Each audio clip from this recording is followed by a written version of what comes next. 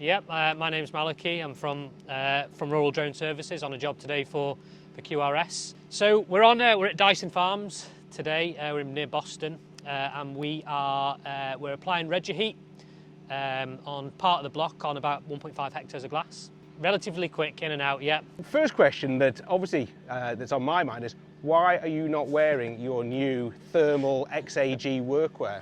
I'm perspiring in this heat. I'm currently probably quite red, but it's about 30 degrees and there's no wind. Yeah. So I've got a bottle of water. I've been through about 4 bottles so far. So it's a very nice day. Yeah, we are all melting, aren't we? I've got the XAG kit in the truck, but definitely not wearing it. If you had to sum up your experience of the agri-drone world in one word, what would it be and why?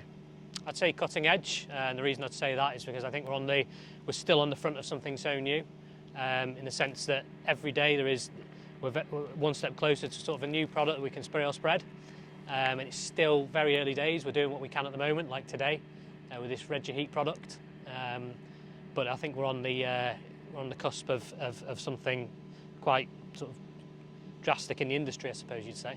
What game-changing benefits have you unlocked for your customers since embracing agri drones? I'd say for myself and Matt, we live in sort of the Norfolk area, and there's a lot of farmers that we're sort of getting into, and I think we're trying to really open people's eyes to is what we can prevent in terms of ground compaction and trafficking fields.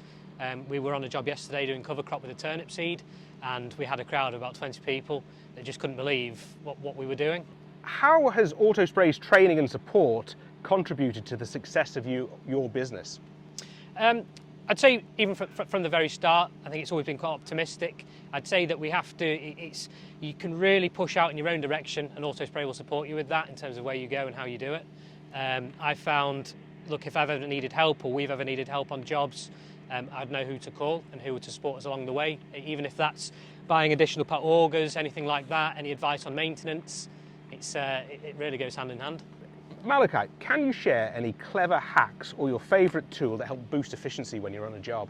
I'd say have 2 people that are in relatively good shape in agriculture, especially in agriculture. We were on a job, I think one of our first agriculture jobs, we were putting 150 kilos of fertiliser down per hectare, about 4.5 tonnes in a day.